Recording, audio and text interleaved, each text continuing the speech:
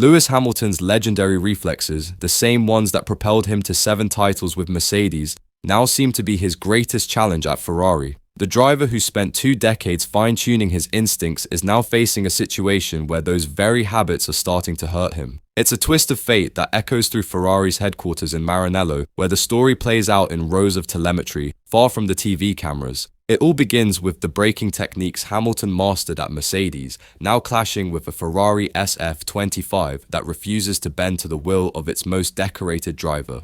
Every time Hamilton presses the pedal, the SF-25 flinches. Fans are starting to whisper about his twilight years. Engineers? They're talking about ride height windows.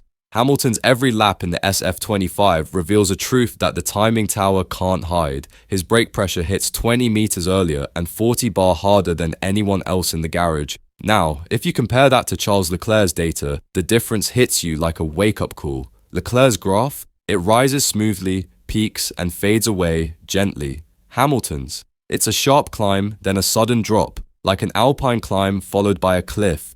That punch shifts weight to the nose, unloads the rear, and messes up the underfloor airflow the SF-25 depends on. Data engineers have tried everything to fix it. Rearward brake bias, softer pedal links, and even special caliper pistons to dull the initial bite. But nothing works because the issue isn't hardware, it's hardwired into Hamilton himself. The car reacts exactly how it was designed to. Punish rough moves, reward smoothness. For Hamilton, the data isn't just numbers, it's a reflection of 20 years of ingrained habits. And that reflection isn't flattering. From the moment a young Hamilton hopped into a go-kart, victory was about one thing: brake as late and as hard as possible, then trust the gas pedal. McLaren sharpened that approach and Mercedes made it a rule. Their high-rake, grip-heavy cars demanded quick, decisive inputs, and Hamilton was more than willing to oblige. Engineers called it punch and pivot. Between 2014 and 2020, that same reflex earned Hamilton 6 championships and a collection of late brake miracles. Fast forward to 2025, and the game has changed. Today's cars rely on ground effect tunnels to stick to the tarmac, but only if weight transfers are as smooth as possible. Now, even a slight spike in brake pressure makes the steering wheel vibrate. Hamilton's old reflex? It's like a cheat code written for the wrong system, one that the new car physics just won't accept. Neuroscientists say that when a movement is repeated enough, it shifts from conscious control into autopilot, deep in the brain's basal ganglia. Hamilton? He's long past that point. Telling him to brake softer is like asking a concert pianist to play a note with less force. It sounds simple, but it's nearly impossible to pull off. Watch Charles Leclerc in slow motion, and you'll see a driver almost conducting a string quartet. His right foot gently brushes the brake, building pressure in a smooth, steady wave. The car settles before he even makes a steering adjustment. His steering corrections stay within just 5 degrees, tire temperatures stay balanced, his heart rate stays below 140 beats per minute. Over a full race stint, that calm gives him extra lap time, while Hamilton battles a rear that slides, wears down the tires, and drains the battery. Inside the cockpit, Leclerc's radio talk is quiet, only interrupted by subtle adjustments. Engineers call him a platform whisperer, someone who trusts aerodynamic flow more than mechanical power. And importantly, that driving style perfectly matches the SF-25's flat ride design. The results are clear, not just in lap times, but in how the driver's body handles the race. Leclerc stays sharp for strategy decisions, while Hamilton focuses on keeping the car under control. Think of a modern F1 car like an upside-down jet wing. Venturi tunnels under the car create suction that keeps the chassis glued to the track, but only if the ride height stays within a tiny 3mm range. Brake too hard, and the nose dips below that limit, stalling the airflow. The rear end snaps like a kite with its string cut. The Ferrari SF-25 makes this even more dangerous. Its super stiff suspension keeps the airflow intact but punishes any sudden moves. In Bahrain, slow motion footage showed sparks flying as Hamilton braked for turn 1, proving the plank scraped the track. Raise the ride height and you lose downforce everywhere else. Soften the rear and the tire temperatures shoot up. Simulations come to the same harsh conclusion: if the driver can't soften his approach, the lap won't stabilize. Inside Ferrari's driver-in-loop simulator, silence has become the norm. Hamilton freezes a brake trace on the screen, closes his eyes, and practices a gentler squeeze until his muscles react on cue. He's cancelled Fashion Week appearances, swapped red carpets for sports psychology drills, and even brought in a MotoGP coach famous for remapping timing in the limbs. Every tendon is treated like legacy code.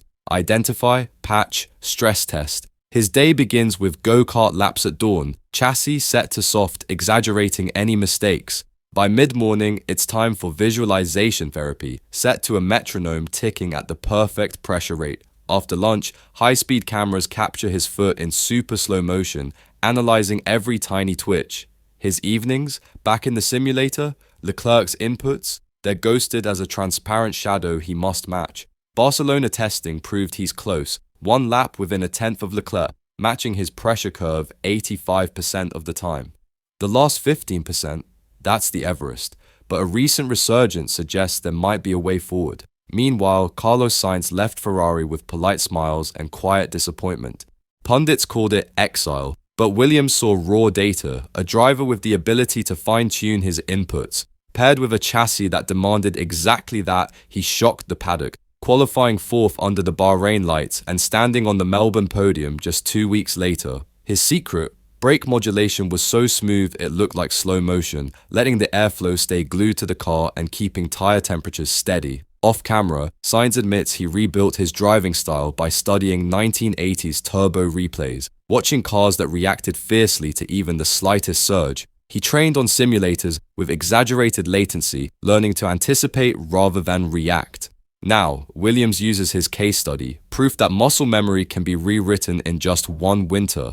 For Hamilton, Sainz's resurgence is more than a feel-good story. It's living proof that biology can change when determination pushes hard enough. For Hamilton, his real rival isn't Leclerc or the stopwatch, it's the code etched into his own hands and feet.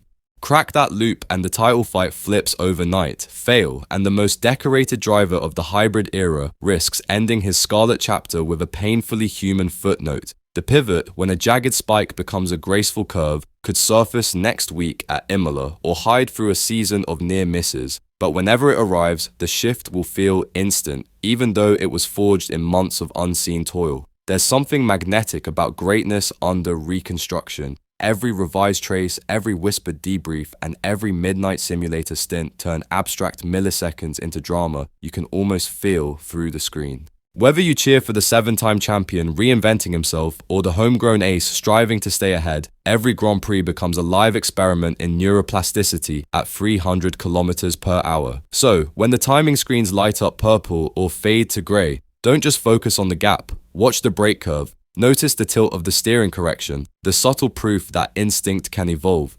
Because in Formula One, transformation isn't just about carbon and titanium. It happens painfully and brilliantly to the humans brave enough to drive these machines. When Hamilton finally synchronizes mind, muscle, and machine, the stopwatch will blink in astonishment, the paddock will fall silent, and a whole new chapter will be written in the scarlet pages of racing history. Until then, each lap is the most thrilling cliffhanger in the sport.